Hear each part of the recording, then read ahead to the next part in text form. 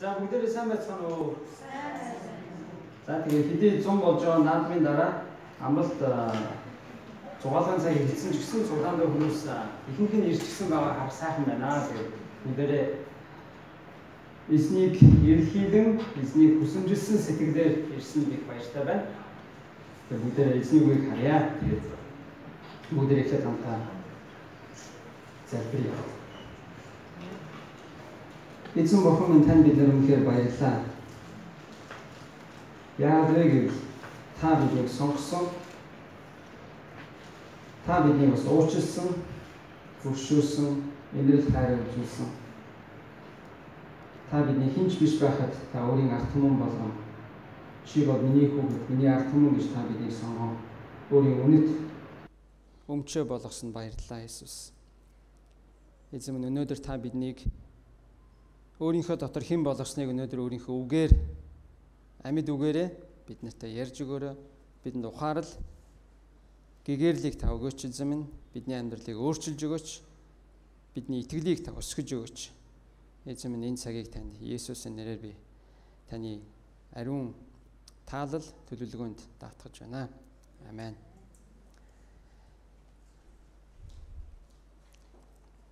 За сургаалаас өмнө нэгэн үгийг та бүхэнд хүргэе. Энийг бас бодож авах зүгээр. Би өнөө өглөө энийг нэг номноос харсан юм аа.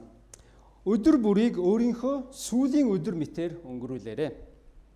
Нэг л өдөр энэ нь үнэн байх болно. Өдөр бүрийг өөрийнхөө сүүлийн өдөр мэтээр өнгөрүүлээрэй. Нэг л өдөр энэ нь үнэн байх болно. Тэгээ бид нар өнөөдөр сүүлийн өдөр мэтээр өнгөрүүлээрэ гэдэг нэг тийм урайч юм уу, нэг тийм санааг бол сонсдог байдаг. Тэр ихтэй яах вэ тийм л дээ. Гэхдээ яах вэ тэртэл яг нэг үнэн биш штэ гэсэн маягаар бид нар боддог. Тиймэрхүү байдлаар ханддаг, тиймэрхүү байдлаар тэрийг авч нэг хөнгөн авч үздэг. Гэтэл яг энэ хоёр дахь өгүүлбэр нь үнэхээр үнэн. Нэг л өдөр энэ нь үнэн байх болно. Нэг л өдөр.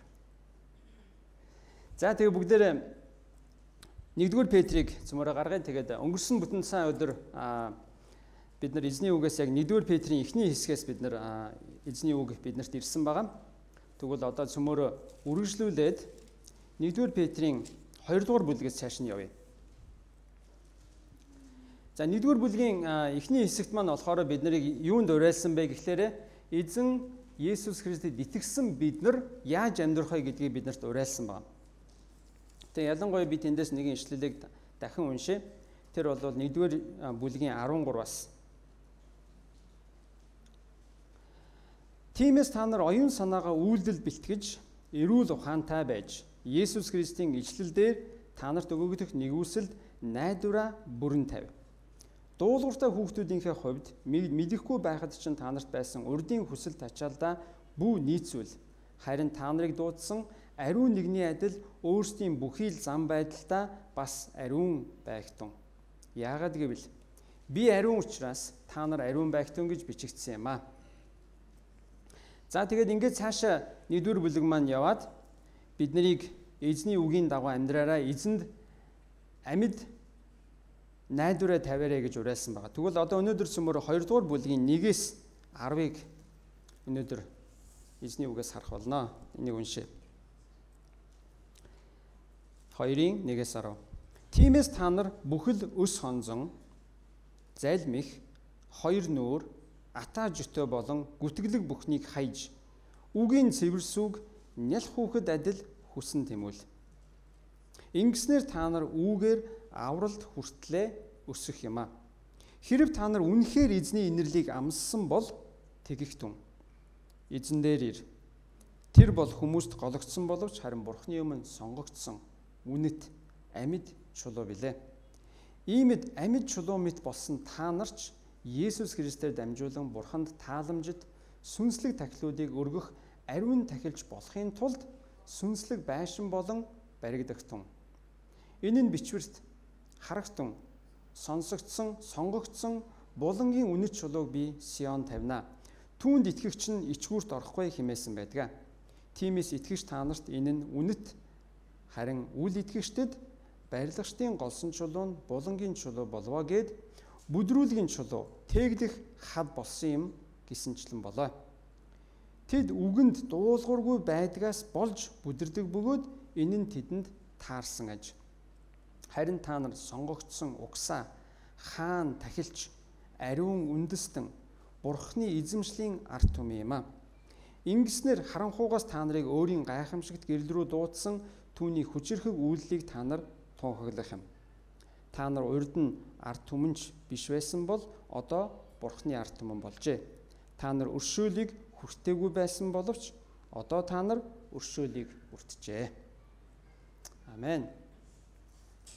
За тэгээд нэгэн зүйлийг бас сануулгахыг түрүүчийн бүтсөдөр би зарлсан. Энэ удаа дахиад нэг удаа зарлан сануулгахыг. Тэр юу вэ гэхээр бүтэн сойдор цуглаан дээр ирэхдээ юу гэлээ?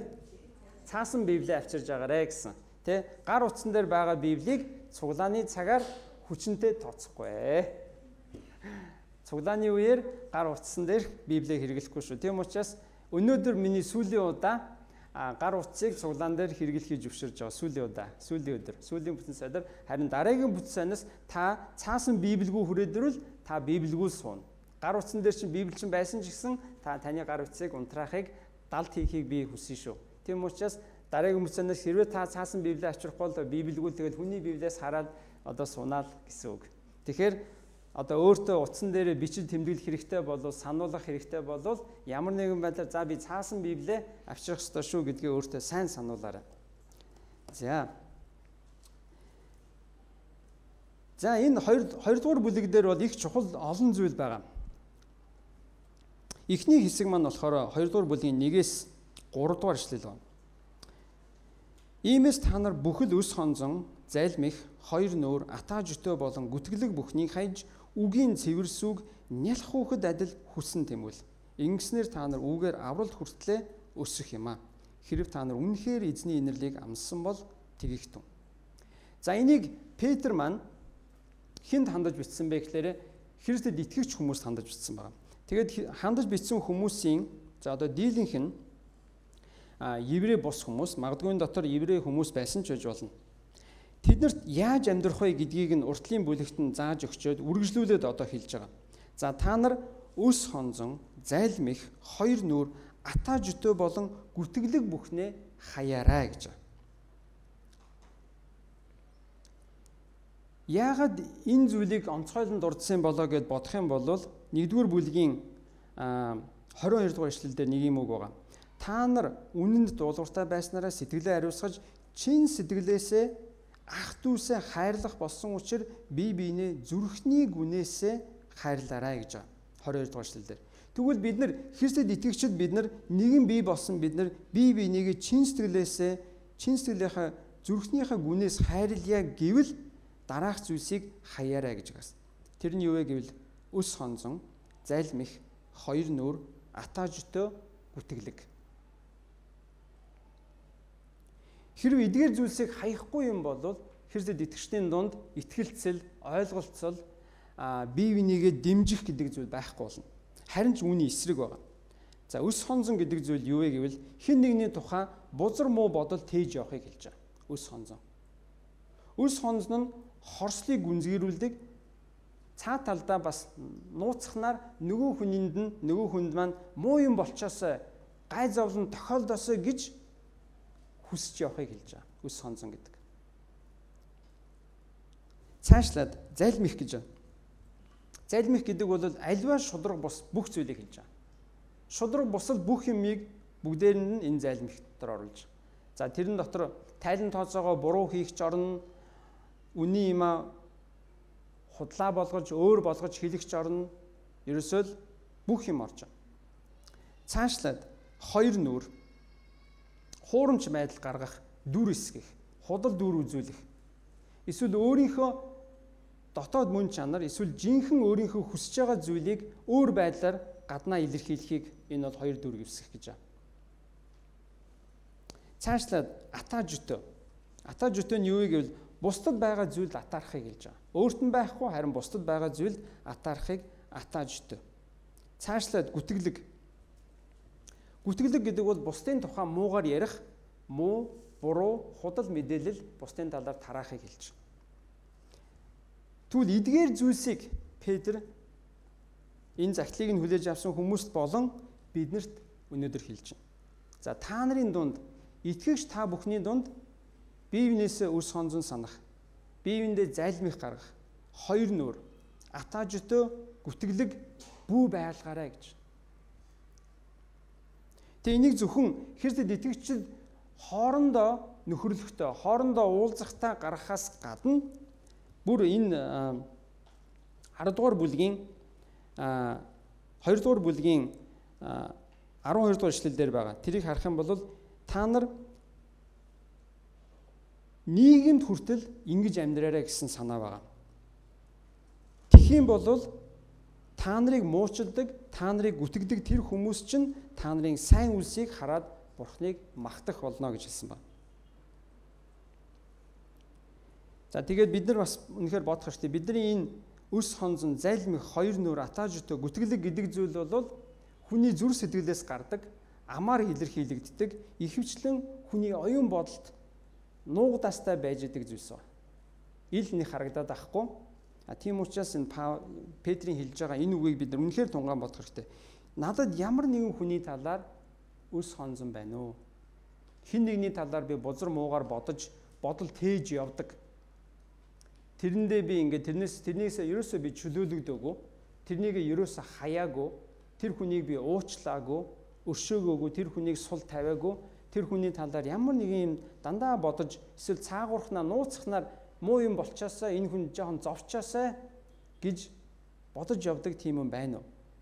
Бас альва ямар нэгэн шудраг бус зүйл миний амьдралд байна уу? Би хоёр нүур гаргаж байгаа. Гаднаа нэг өөр, дотроо болохоор нэг өөр. Тийм дүр зураг миний амьдралд байна уу? Бас би бусдад атаархаж байгаа, жөтөөрч байгаа. Бусдад байгаа зүйл би атаархаж байгаа. Магадгүй эд хөрөнгөнд юм уу? Эсвэл янз бүрийн тэр хүний ур чадварт нь ч юм уу? Атаархаж байгаа. Бас бусдын талаар худал, буруу зүйл ярьж байгаа зүйл надад байна уу гэж бодох хэрэгтэй.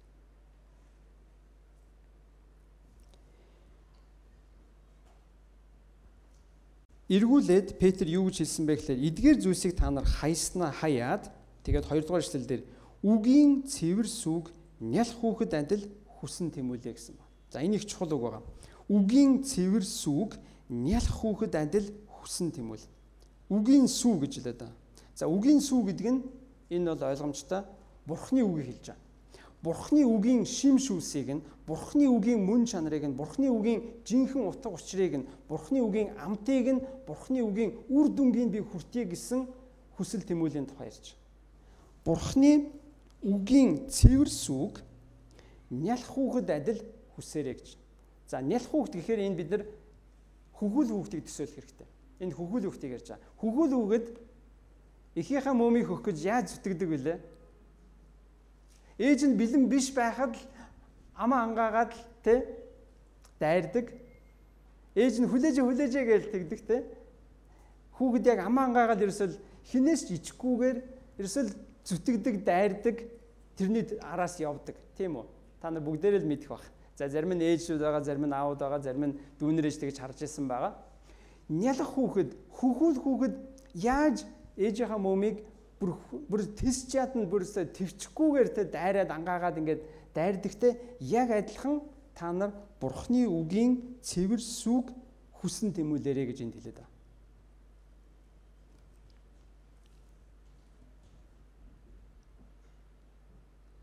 Хөвгүүл хүүхэд ээжийнхаа мөмнөөсөө зураастаа л байх дуртай байдаг. За бараг хөхгүй байгаа юм байна гэж бодоод ээж нь ингээд авъя гэхлээр ав гэж бариад авдаг тий. Тэгэл яг л ерөөсөө ойрхон байх дуртай, ам дотроо байх дуртай. Яг тэрнтэй л адилхан бид нар Бурхны үгийг л аман дотроо байлгах. Ерөөсөө амнаасаа жоохон ч гэсэн бити холдоосоо гэдэг л тийм хүсэл тэмүүлэлтэй байгаарай гэж. Хүүхэд, нялх хүүхэд, хөвгүүл хүүхэд яаж эхийнхээ мөмийг ойрхон байлгаж, тэрийг үнэрлэж, тэрийг амталж, тэрийг бүр ингэж бүр яаж залгиж хов хот гэж ингэж сороод, залгаад, бүр амтлаад тэгээд тэрнийхээ шимээр эхийнхээ тэр сүний үр шимээрээ яаж мариалж байгааг бид нар хардаг, баярлдаг, баясдаг. За тэгээд бидний өнөөдөр нэгэн тийм баатар байж байгаа тий. Баатрыг Батмөнхийн Болрогийн хүүхэд Хэвээ тэр бол ерөөсөө эхийн сүний одоо ямар баялаг, ямар чанартай яаж те хүүхдийг мэралуулж чаддаг вэ гэдгийг гайхамшигтай харуулж байгаа ш. Тэр хүүхд бол ерөөсөө ихээгээ мөмийг сайн хөгж байгаа. Яг тэрэн шиг бид нар үнэхээр л ихийнхээ сүг яаж хүүхэд твчихгүй, ичихгүй те ерөөсөө бүр хинч хажууд нь байсан хамаагүй дайран ерөөсөө ховдголдогтой яг адилхан Бурхны үгийг Бурхны үгийн цэвэр сүг гэж байгаа. Нялх хүүхэд адил та нар хүсэн тэмүүлээрэй гэж. Тэгэх юм бол тэрний үр дүн юу вэ гэдг нь гайхамшигтай байна. Ингэснээр та нар үүгээр авралт хүртлээ өсөх юм а гэж. Хэрвээ бид нар нялх хүүхэд ихийнхээ сүг бүр дайран шимтэн ховдоглож залгидагтай адилхан тэгж Бурхны үгийг хүсч тэмүүлэх юм бол үр дүн нь юу вэ гэвэл та нар аврал дотроо өсөх болно гэж. За бидний дотор үнэхээр Христийг хүлээж авсан, үнэхээр Христтэй ойрхон байя. Би Христийн дотор өсөе, би итгэлээрээ өсөе, сүнс итгэлээрээ өсөе гэж хүсдэг хүмүүс бүгд байгаах гэж би бодож байна. Хэрвээ таны хүсэл тийм байгаа бол тэрний асуултын чинь хариулт нь энэ байна. Бурхны үгийн цэвэр сүг нялх хүүхэд адил тэмүүл. Тэгвэл та итгэлээрээ өсөх болно.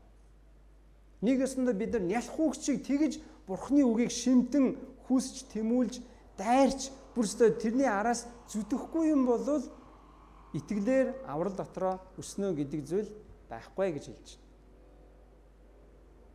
Тийм учраас бид нар өнгөрсөн 7 хоногудад зөндөө олоодаа нэлээд олон зарлал байдлаар ч хэлсэн номлол дотроо ч ятгаад байгаа тэр юу гэвэл та Бурхны үгийг судалж байгаа, Бурхны үгийг тань зааж байгаа тэр цагуудад, тэр хичээлд ирээчээ л гэдэг байгаа. Тэгээд өнгөрсөн нэлээд 7 хоногийн туршид гитлэл номыг бид нар нэлээд сайн судлаад дууссан. Тэгээд одоо жоохон байж байгаа завсарлаж байгаа дараагийн Библи судлал эхэлнэ. Үнэхээр Бурхны үгийг танд өгж байгаа, Бурхны үгийг танд сүү шиг ингээд амжуулж байгаа тэр цагт та ирээрээ. Та тэр цагийн төлөө тэмүүлээрэй. Зөвхөн бас Бурхны үгийг хин нэгэн хүн зааж байгаа цагаасаа гадна бас та өөрөө хувьдаа Бурхны үгийг шимтэн судлан суугаарай. Өөрөө Бурхны үгийг дэлгээд, хайгаад, ирээд, уншаад, цээжлээд, тунгаагаад, бодоод Бурхны үгийг шимтэн дахин бодож, дахин тунгаагаарай. Тэгэх юм бол таны итгэлийн амьдралд өсөлт гарнаа. Тэгэхгүйгээр бидний итгэлийн амьдралд өсөлт гарна гэж байхгүй гэж хэлж байна. Тэгвэл бидний итгэлийн амьдралд өсөлт гарахын хамгийн эцсийн зорилго юу вэ гэвэл бид нэр Есүс Христтэй адилхан болох явдал байна. Есүс Христтэй зам байдлаараа, мөн чанараараа, ажил үйлсээрээ, сэтгэлээрээ, хүсэл тэмүүллээрээ, зорилгоороо, төлөвлөгөөгөөрөө Есүс Христтэй адилхан болох нь бидний амьдралын чин зорилго, чин хүсэл, хамгийн дээд дуудлага маань Есүс Христтэй адилхан болох явдал.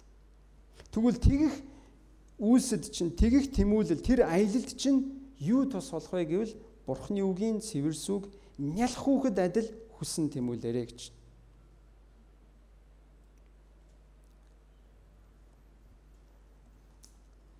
Тэгээд цааш нь хэлж байна. 3 дугаар үгшлэлээр хэрв та нар үнэхээр эзний инэрлийг амссан юм бол тэгээрэй гэж. За энэ дээр хэрв гэдэг үг нь яг заа нар тэгсэн бол тэгээрэй гэсэн санаагаас илүү биш. Юу вэ гэвэл та нар үнэхээр эзний инэрлийг амссан хүмүүс шүү дээ. Тийм учраас та нар тэгээч гэж ятгаж байгаа ятгалга байгаа. Та нар эзний инэрлийг амссан шүү дээ гэдгийг сануулад байгаа. Тэгвэл эзний инэрл гэдэг нь юу вэ гэвэл эзний өршөөл, нэгүсэл, аврал, хайр, уучлал, цагаатгал. Есүс Христийн бидэнд үзүүлсэн хамгийн том инэрл юу вэ? Есүс Христийн өөрийнх нь амь. Есүс Христ өөрийнхөө амийг бидний төлөө өгсөн явдал нь биднэрт үзүүлсэн хамгийн том инэрл байна.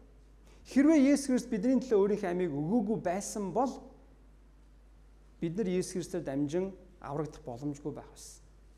Биднэрт Бурхан руу очих зам хаалттай хэвээрэл байх байсан. Нөгөө нэг Бурхан руу очиход хамгийн том саад маань юу вэ? Гэм нүгэл. Тэр гэм нүгэл гэдэг саад бидний өмнө хэвээрэл байх байсан. Есүс Христийн цус бидний өмнөөс дахил болж урсаагүй бол, өргөгдөөгүй байсан бол бид нар Бурхан руу очих зам хаалттай хэвээрээ байх байсан. Тэгвэл энэ дээр хэлж байгаагаар хэрвээ үнэхээр л та нар эзний инэрлийг амссан хүмүүс шүү дээ. Тийм учраас та нар ингэж амьдраач гэж Петр энэ захидлыг хүлээж авч байгаа хүмүүсийг ятгаж байгаа, гуйж байгаа, урайлж байгаа. Та нар эзний инэрлийг амссан хүмүүс шүү дээ. Тэрийгээ та нар санаарай, битгий умартаарай гэж хэлж байгаа.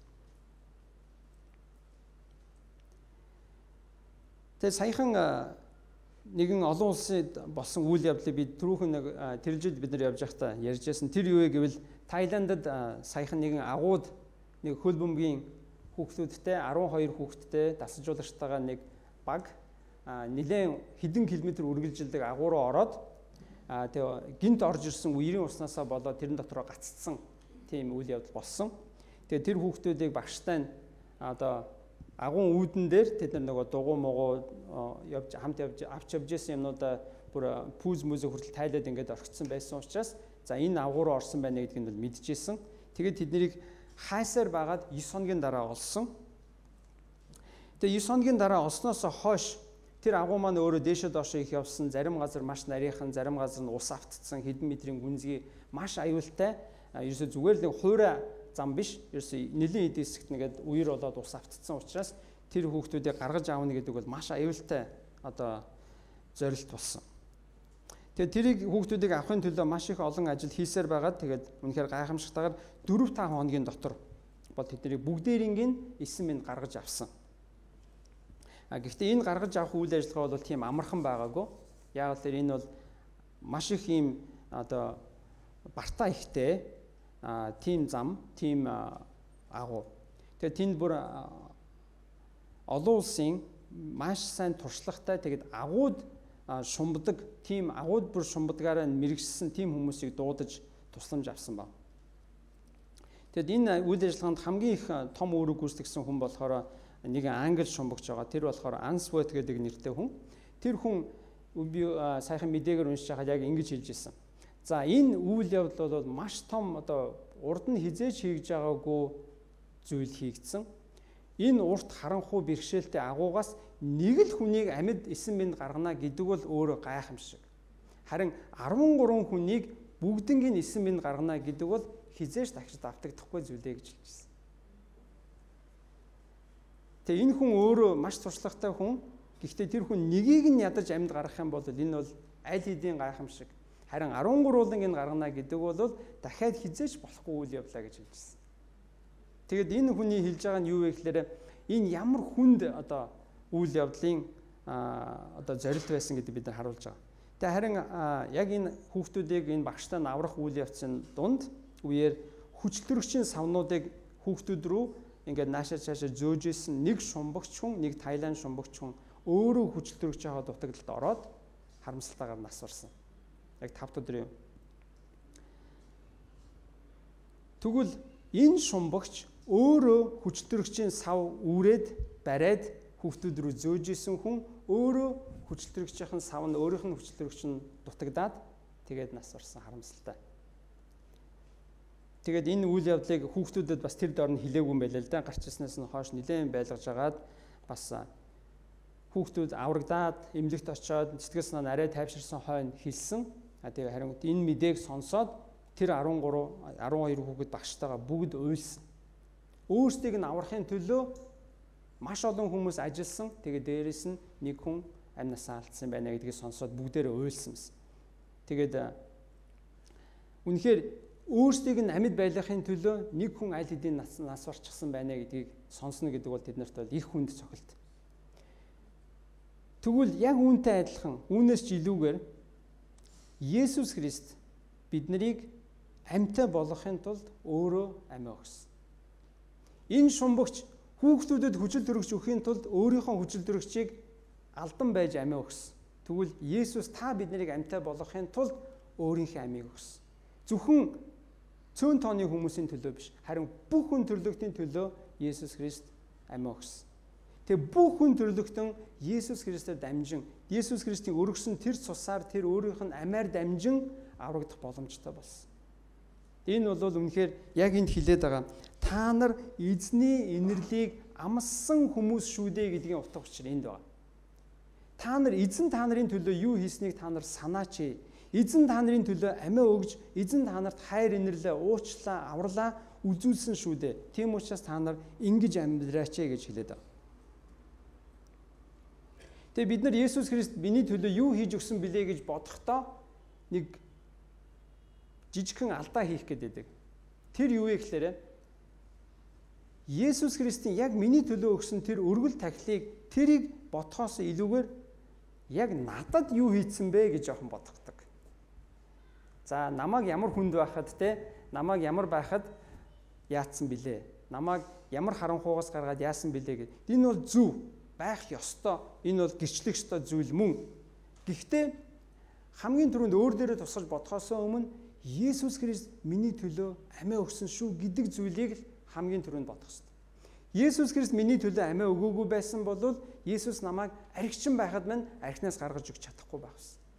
Хэрвээ Есүс миний төлөө амиа өгөөгүй байсан бол харанхуугаас намайг гаргаж өгч чадахгүй байх байсан. Есүс миний төлөө амиа өгөөгүй байсан бол би нэг аимшигтай шавар шалбаагийн дунд байж хахад Есүс намайг тэндээс аврах боломжгүй байх байсан.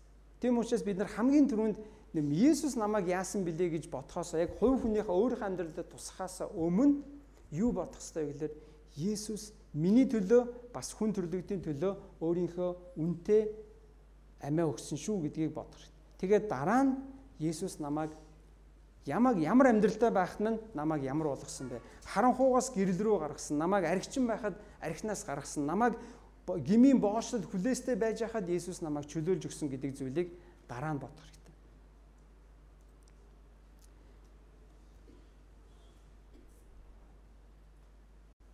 Цааш нь 4-р эшлэлээс харъя. Эзэн дээр ир, эзэн дээр. Тэр бол хүмүүст гологдсон боловч харин Бурхны өмнө сонгогдсон үнэт амьд чулуу билээ. Иймд амьд чулуу мэт болсон та нарч Есүс Христээр дамжуулан Бурханд тааламжид сүнслэг тахилуудыг өргөх ариун тахилж болохын тулд сүнслэг байшин болон баригдахтун. Энэ нь бичвэрт харагтун сонгогдсон болонгийн чулуу үнэт чулууг би Сион тавина. Түүнд итгэгч нь ичгүүрт орохгүй хэмээсэн байдаг.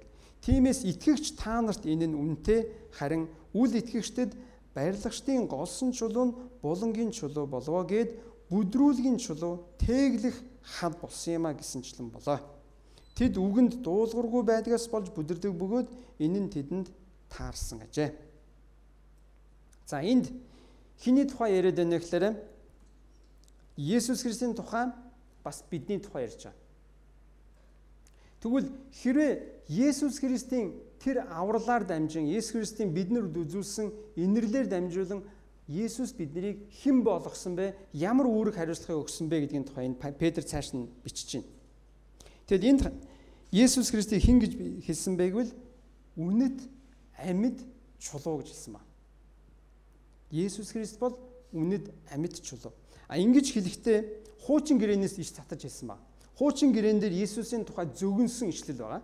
Тэр Исаи номын 28:16 дээр одоо тэр булангийн үнэт чулууг би Сион тавина гэж хэлсэн. Яг энэ гарч байгаа хэсгүүд маань дандаа Исаи номоос иш татсан Есүс Христийн тухай иш үзүүлэг байгаа.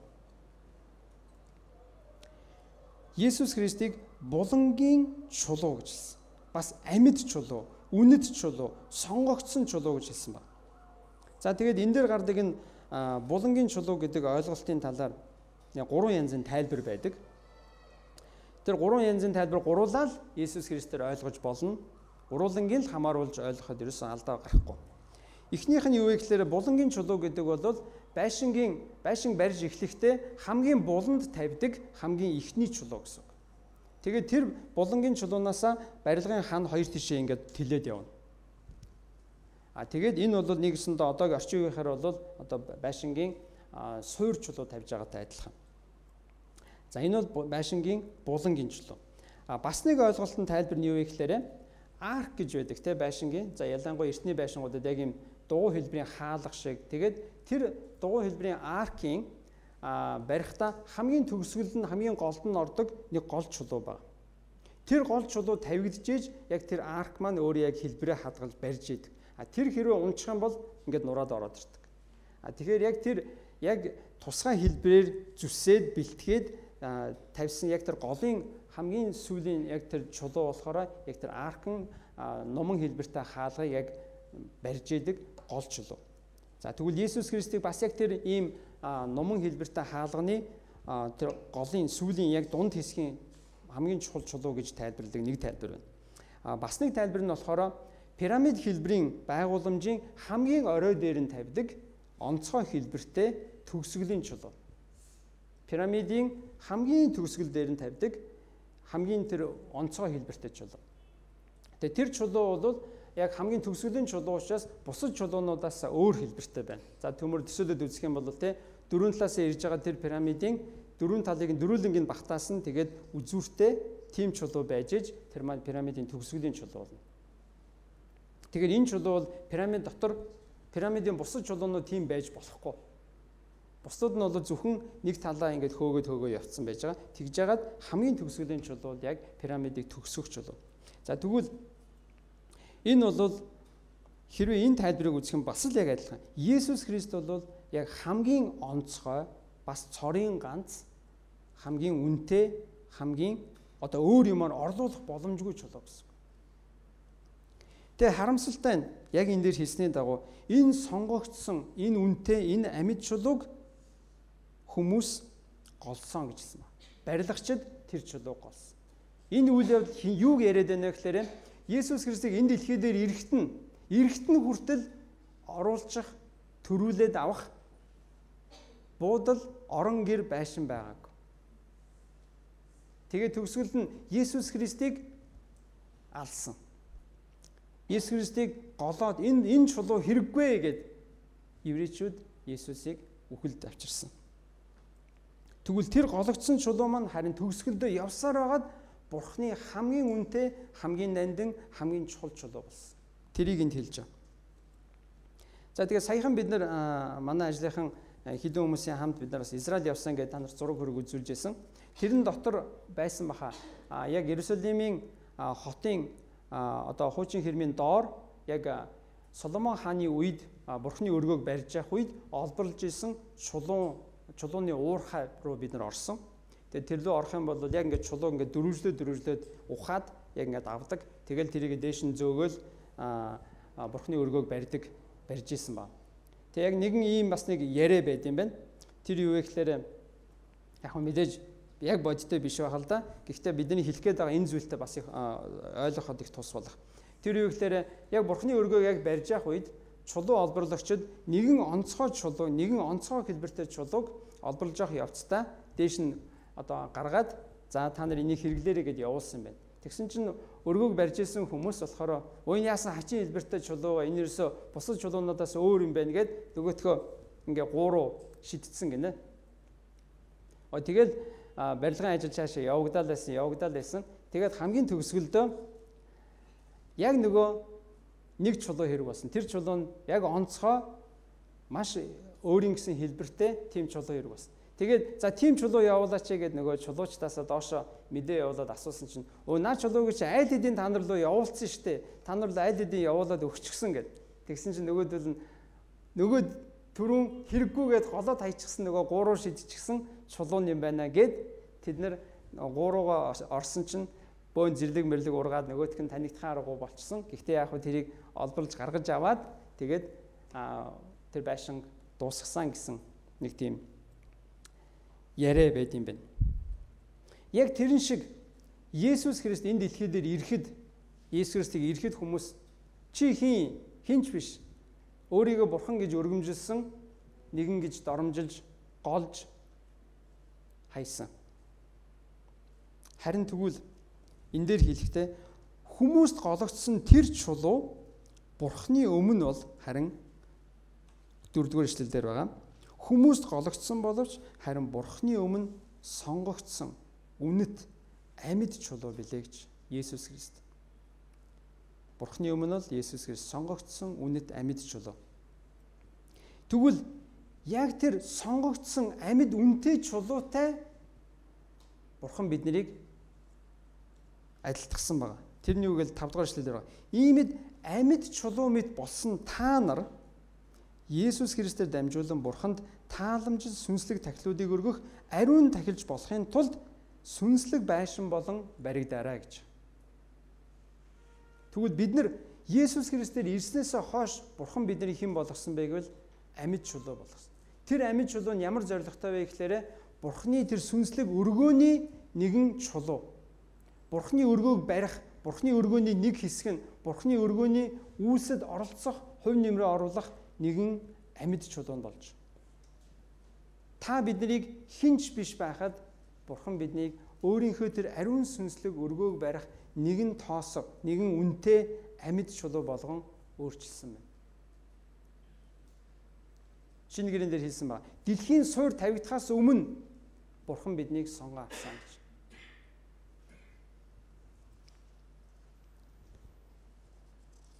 Тэгээд цааш нь Есүс Христэд итгэсэн буюу энэ чулуунд итгэгч нь ичгүүрт орохгүй гэж байна. Тэр 6 дугаар эшлэл дээр.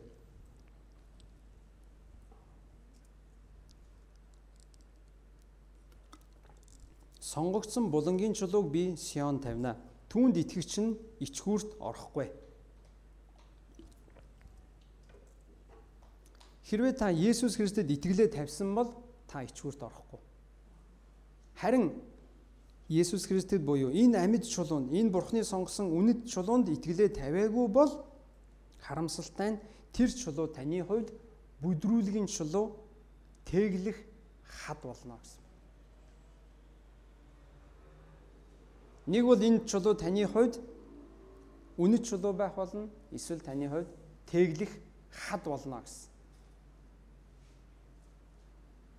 Тэгээ Есүс Христэд итгэлээ тавьсан хүн харин ичгүүрт орохгүй. Та Есүст итгэлээ тавьсан, Есүст итгэдэг гэдэгтээ ичдэг үү? Та бодоорой, өөрөөсөө асуугаарай. Түүнд итгэгч нь ичгүүрт орохгүй гэж. Энэ нь бас юу утгатай вэ гэвэл Есүст итгэгч нь бүрэн аврагдсан гэсэн. Ичгүүрт орохгүй гэдэг нь найж исэн зүйл нь хөсөр өнгөрөхгүй, хөсөр болохгүй гэсэн. Найж исэн зүйл нь биелнэ гэсэн. Есүс амласан зүйлээ биелүүлнэ гэсэн. Есүсийн амласан зүйл хоосон өнгөрөхгүй. Тэр итгэж найж исэн зүйл нь биш байсан байж тээ гэдэг тийм ичгүүрт орохгүй гэсэн. Тэгээ бид нар өнөөдөр тэгвэл шинэ гэрээний үед үнэхээр Бурхан биднийг хинч биш байхад Бурхан биднийг өөрийнхөө ард түмэн болгосон. Бурхан биднийг өршөөл хүртэх ёсгүй байтал өршөөсөн. Инэрлийг авах ёсгүй байтал Бурхан биднэрт инэрлээ үзүүлсэн. Петр биднэрт түрүүн 3 дугаар эшлэлээр сануулсан. Хэрв та нар үнэхээр эзний инэрлийг амссан юм чинь амссан учраас та нар ингэж амьдраарай гэж хэлээд байна. Тэгээд цааш нь биднийг Христийн дотор хэн болсон бэ гэдгийг хэлж байгаа маш гайхамшигтай ишлэл энд байгаа. 9 дугаар ишлэл. Харин та нар сонгогдсон угсаа, хаан тахилч, ариун үндэстэн, Бурхны эзэмшлийн ард түмэн юм аа. Вау, таныг намайг хингээ хэлж вэ? Сонгогдсон угсаа, хаан тахилч, ариун үндэстэн, Бурхны эзэмшлийн ард түмэн юм аа гэж. Үнэхээр биднийг харанхуйд байхад маань биднийг гэрэл гаргаад зогсохгүй. Биднийг өрөвдөлтөө хүмүүс биднийг зүгээр нэг аварж орхиод зогсохгүй, бүр цааш нь бүр давуулаад Бурхан биднийг сонгогдсон угсаа, хаан тахилч, ариун үндэстэн, Бурхны эзэмшлийн ард түмэн болгосон гэж.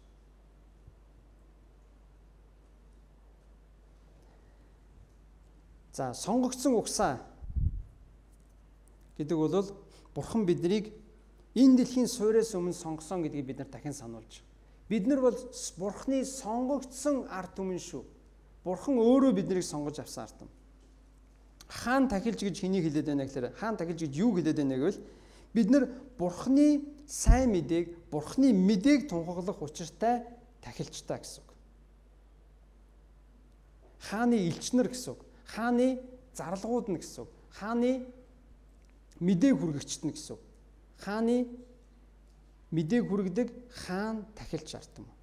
Тэгээд цааш нь бас түрүүн биднийг юу гэж итгэгч хүмүүс юу гэж хэлсэн байв? Та нар ариун тахилч болохын тулд гэж 5 дугаар эшлэлээр хэлсэн байна. Биднийг ариун тахилч болгосон. Ариун тахилч гэдэг нь Бурхан биднийг өөрийнх нь өмнө цэвэр ариун тахилыг өргөх тахилчид болгосон гэсэн үг. Сүнслэг тахилуудыг өргөх ариун тахилч болгохын тулд сүнслэг байшин болон баригдаарай гэж 5 дугаар эшлэлээр байна. Бурхан биднийг бас ариун үндэстэн болгосон гэж байна. Ариун үндэстэн гэдгийн гол утга нь юу гэвэл Бурханы тусгай зориг төлөвлөгөөний дагуу тусгаарлагдсан. Бурханы ажлын төлөө онцгойгоор шилэгдсэн хүмүүсээ гэсэн үг. Бурханы ажил үйлсийн төлөө тусдаа сонгогдож танаахан Бурханы ажлын төлөө явах ёстой хүмүүс шүү гэж Бурхан биднийг бусдаас онцгойлсон гэсэн. Тэгээд цааш нь Бурханы эзэмшлийн ард түмэн гэж хэлж. Бид нар хэн бэ гэвэл бидний Бурханы харьяат хүмүүс. Та бидний харьяалал энэ дэлхийх биш ээ. Харин бид нар бол Бурханы харьяат хүмүүс. Таны иргэншил магадгүй Монгол бол бах. Харин харьяалал чинь энэ дэлхий биш.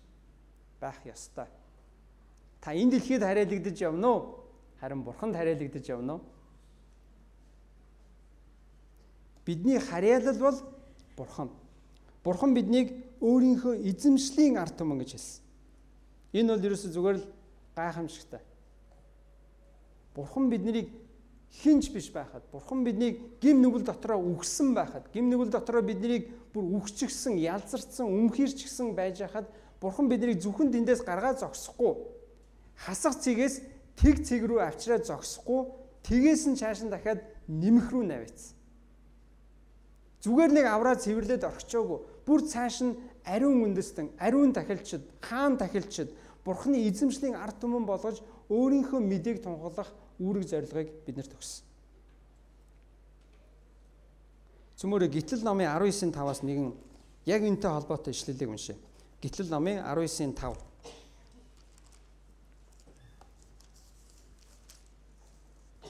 Энэ бол Бурхан өөрийнхөө ард түмэн Израильчуудад хэлсэн үг нь байгаа. Тэднэрт юу гэж хэлж ирсэн бэ гэдгийг сайн яг энэтэй адилхан зүйл байна.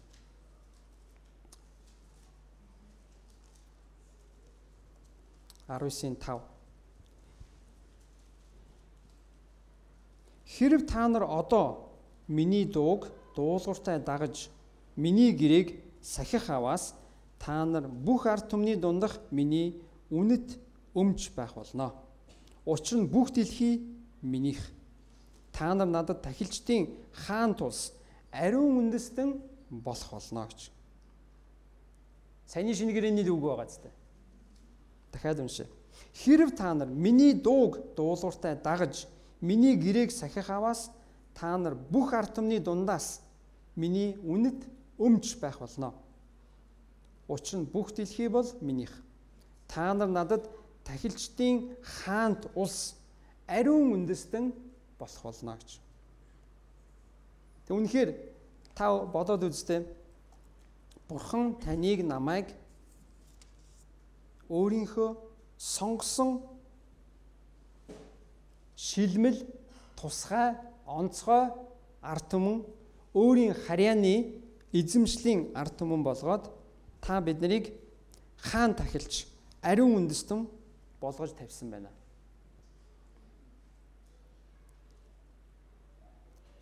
Ингэснээр 9-р ишлэлийн 2-р эшлэл буцаад 1-р Петр дээр очив. Ингэснээр харанхуугаас та нарыг өөрийн гайхамшигт гэрэл рүү дуудсан түүний хүчрхэг үйллийг та нар тунхаглах юмаа гэж. Тэгвэл яагаад биднийг Бурхан тахилчид болгосон? Яагаад биднийг ариун үндэстэн? Яагаад биднийг ариун тахилчид? Яагаад биднийг өөрийн эзэмшлийн ард түмэн болгосон юм бэ гэвэл юу гэж байна? Харанхуугаас та нарыг өөрийн гайхамшигтай гэрэл рүү дуудсан түүний хүчрхэг үйлсийг нь тунхаглахын тулд юмаа гэж. Бурхны үйлсийг тунхаглахын тулд, Бурхны зарыг тунхаглахын тулд, Бурхны сайн мэдээг тунхаглахын тулд Бурхан та биднийг өөрийн эзэмшлийн ариун, онцгой, тусгай ард түмэн болгожээ. Энэ бол та биднийг алдаршуулахын тулд биш, харин Бурхны үлсийг тунхаглахын тулд, Бурхныг өөрийг нь алдаршуулахын тулд юм аа.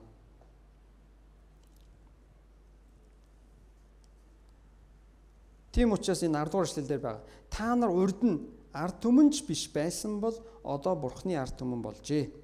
Та нар өршөөлийг хүртээгүй байсан боловч одоо та нар өршөөлийг хүртжээ гэж.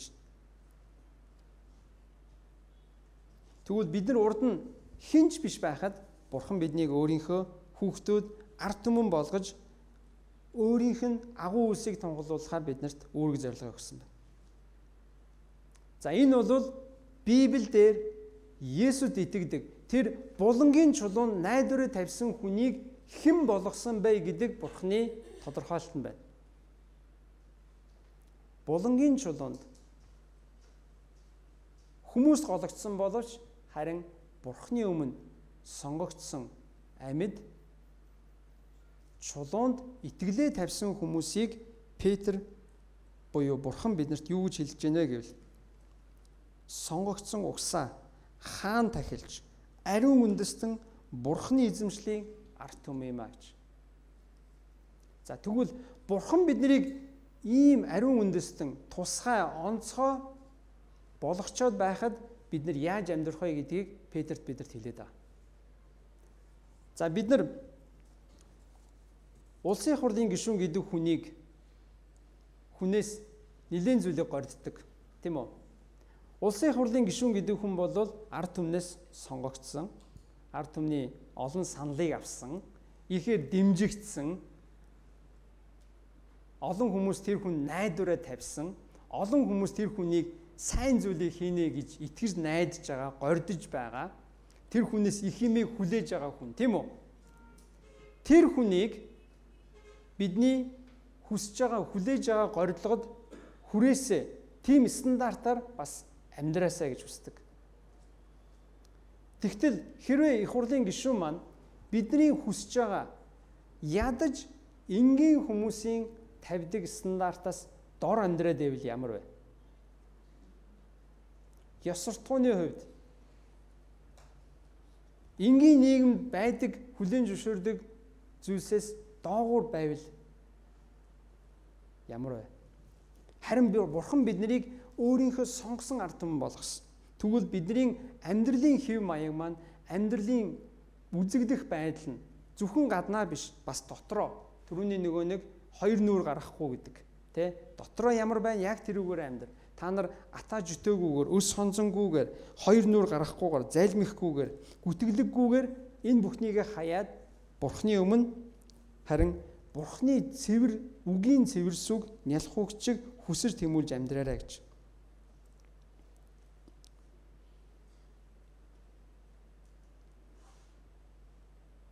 Тэ Бурхан биднийг үнэхээр гайхамшигтай өөрийнхөө ард түмэн болгон тавьсан шүү. Энэ бол Бурхны үгийн үнэн байна. Хэрвээ та Есүс Христээр дамжин түүнд итгэлээ тавьсан бол Бурхан таныг өөрийнхөө сонгосон ард түмэн, өөрийнхөө хайртай хүүхдүүд болгосон. Тийм учраас Бурхны өршөөлийг санаарай гэдэг. Тийм учраас Есүс таны төлөө амиа өгсөн шүү. Есүс таныг намайг амьтаа болгохын тулд өөрийнхөө амийг өгсөн. Есүс таныг намайг харанхуугаас гаргахын тулд өөрөө тэр үхлийн харанхуун аимшиг зовлон бидний өмнөөс эдэлсэн шүү гэдгийг биднэрт Петр хэлээд байгаа. Тийм учраас цаашлаад 2:11-ээс 11-12 дээр нэгэн чухал зүйлийг бидэд хэлсэн байна. Биднийг ийм ариун үндэстэн Бурхны сонгогдсон, шилэгдсэн, сонгогдсон ард түмэн болгосон учраас та нар хайртуудаа сэтгэлийн чинь эсрэг дайтдаг махбодын хүсэл тачаалуудыг цээрлэхийг ирмэл агаад төр суурьсан та нараас би гуяа гэж. За энд юу хэлээд байна гэхээр ирмэл агаад төр суурьшигч гэж байна. Энэ яг түрүүний миний хэлдгээр энэ дэлхий дээр бид нэр төр амьдарж байгаа. Энэ дэлхий дээр бид нэр ирмэл хүмүүс. Энэ дэлхийн угуул хүмүүс биш ээ. Харин бид нар бол Бурхны харьяат, Бурхны эзэмшлийн ард түмэн.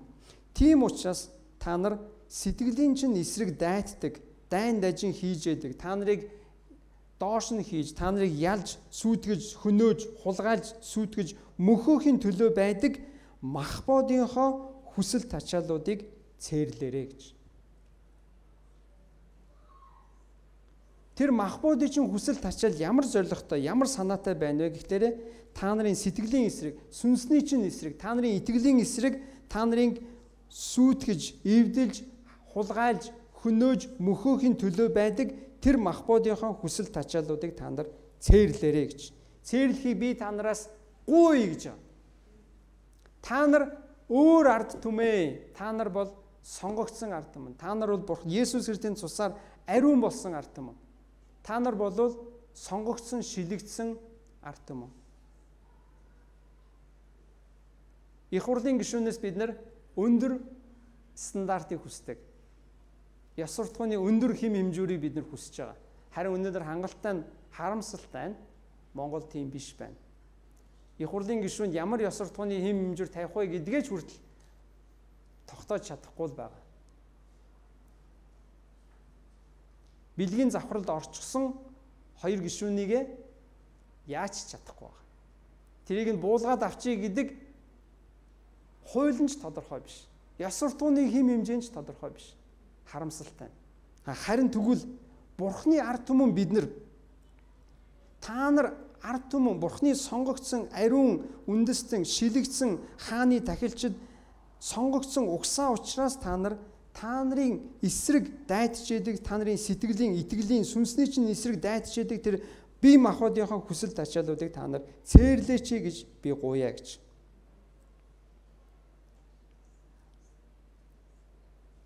Тэгвэл бид нар ойлгохтой. Бидний гэмт хүсэл тачаал, бидний гэмт мөн чанараас гардаг зүйл маань үндсэндээ биднийг сөнөөх мөхөөх л зорилготой. Бидний сэтгэлийн эсрэг, итгэлийн эсрэг дайн хийж яадаг шүү гэдгийг л ойлгох хэрэгтэй. Тэр бол сайн юм биш. Биднийг барьж байгуулах, биднийг босгох, биднийг хөгжөөх, дэвшээх, дээшлүүлэх зүйл ерөөсөө биш. Тэр бидний гэмт мөн чанараас гардаг тэр хүсэл тачаал, тэр зүйлсүүд нь биднийг дандаа доош нь хийж яадаг, бидний эсрэг дайтж яадаг зүйлс шүү. Тийм учраас тэднийг та нар цээрлээч гэж би та нараас гуяа гэж Петр хэлж байна. Тийм учраас та нар харийнхан дунд биеэ зүв авч яваарай гэж. Харийнхан гэж хинбэ гэвэл Есүд итгэдэггүй хүмүүсийг ярьж байгаа. Итгэдэггүй хүмүүсийн дунд хүртэл та нар биеэ зүв авч яваарай гэж. Тэгэх юм бол тэд нар та нарыг муу мухайг үйлдэгчд гэж гүтгсэн үед харин та нарын сайн үлсийг чинь хараад Бурхныг алдаршуулах болно гэж.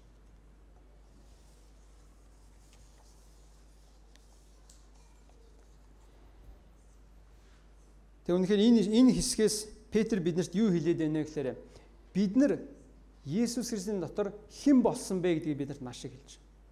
Бид нар Есүс Христээр дамжуулан Бурхны сонгогдсон угсаа хаан тахилж ариун үндэстэн Бурхны сүнслэг өргөөний нэгэн амьд чулуу болсон хүмүүс шүү гэж лээ. Тийм учраас тэр ариун хүмүүст үл зогсох зүйлдээ та нар бүү орооцолтойч гэж лээ. Бурхны ариун өргөөний нэг чулуу болсон, нэг амьд чулуу нь болсон та нар яг тэр стандартынхаа дагуу амьдраач. Харин бие махбодын чинь хүсэл тачаалдаа та нар битгий баригдаач гэж лээ. Тэгээ та нарын харьяалал бол энэ дэлхий биш ээ. Та нарын харьяалал бол Бурхан. Бидний харьяалал бол Бурхан. Бид нар Бурханы ард түмэн гэдгээ санах хэрэгтэй. Тэгээ бид нар магадгүй энэ дэлхий дээр амьдарч байхдаа бид нар ихэнхдээ Бурхан намайг хэн болгосон бэ гэдгээ мартаад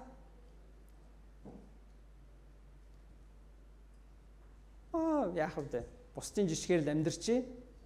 Бусад хүмүүс ингэж болоод байдаг юм чинь би ч гэсэн яагаад болдгүй гэдэг тийм маш доогуур стандартаар амьдрах гэдэг. Харин Бурхан бидний хэн болгосон бэ гэдгийг санах хэрэгтэй. Бурхан биднийг өөрийнхөө сонгогдсон угсаа хаан тахилж ариун үндэстэн өөрийн эзэмшлийн ард түмэн болгосон шүү. Тийм учраас яг үүнд зогцох байдлаар, үүнийг харуулах байдлаар та нар амьдраарай гэж лээд. Тэгээд Бурханы үгийн цэвэр сүг нялх хүүхэд адил та нар хүсэж тэмүүлээрэй. Тэгэх юм бол та нар авралт хүртлээ өсөх болно гэж. За Бурхны үгийг шимтэн, тэмүүлэн, дайран, довтлон Бурхны үгийн араас бүр твчхгүйгээр хүсэж тэмүүлээч гэж. Тэгэх юм бол та нар аврал дотроо өсөх болно гэж. Тэгээ зөвмөр үнэхээр Есүс Христ миний төлөө юу хийсэн бэлээ гэдгийг дахин бодъё. Тэгж бодохдоо Есүс Христ миний төлөө амиа өгсөн гэдгийг хамгийн түрүүнд бодох хэрэгтэй. Есүс Христ миний төлөө өөрийнхөө амийг өгсөн. Тэр шумбагч хүчил төрөгч өхийн тулд өөрийнхөө хүчил төрөгчийг алдан байж ээж тэр 13 хүний амийг аварсантай адилхан Есүс Христ та биднийг амьтаа болгохын тулд өөрийнхөө амийг өгсөн.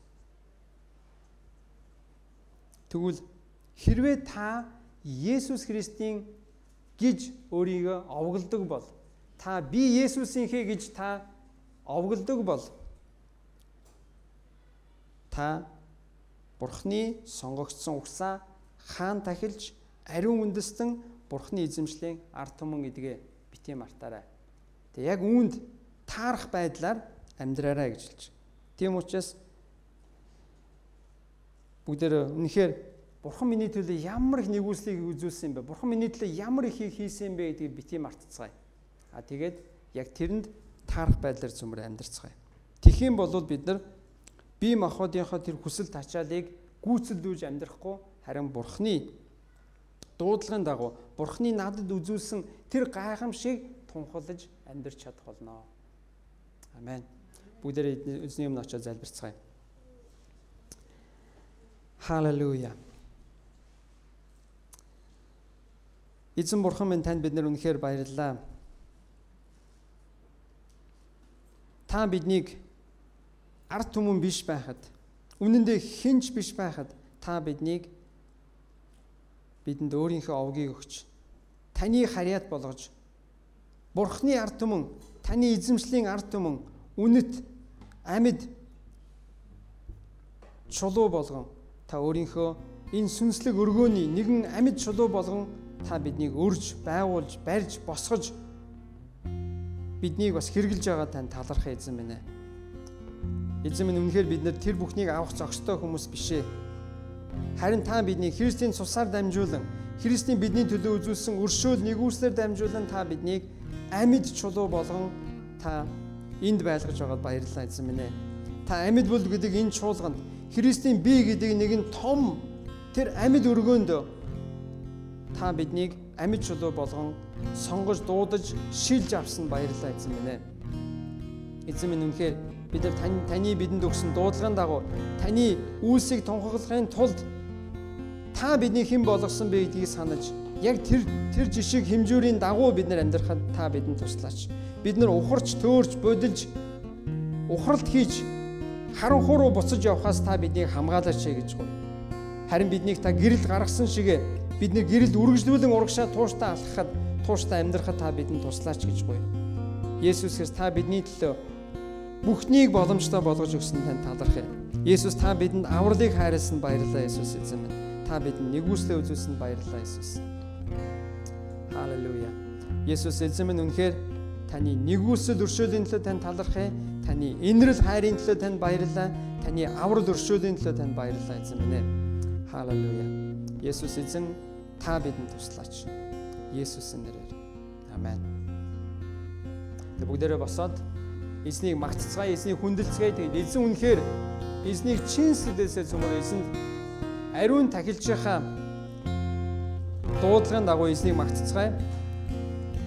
Тэгээд энэ тахилж гэж хэлсэн дээр нэгэн зүйлийг нэмэхэд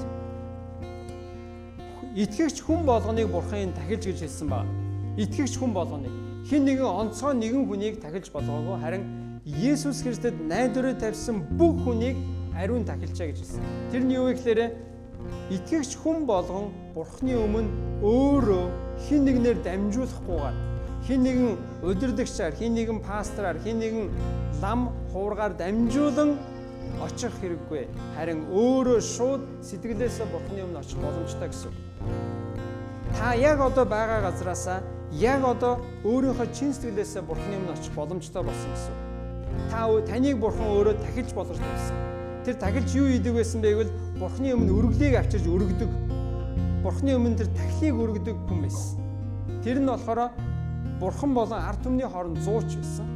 Тэгээд ахлах тахилч нь харин жилд ганцхан удаа Бурхны өргөөний ариунаас ариун газар руу орж бүх хүмүүсийн гэм нүглийн төлөө өргөлийг өргөдөг гэсэн.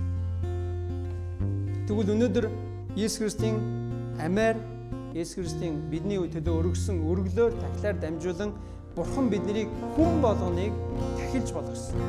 Тахилж болгосон гэдэг нь хүн болгон Бурханы өмнө чин сэтгэлээсээ ирээд магтаалыг, өргөлийг өөрийнхөө сэтгэл зүрхнээс чин сэтгэлээсээ дахид өргөлөө өргөх боломжтой болсон гэсэн.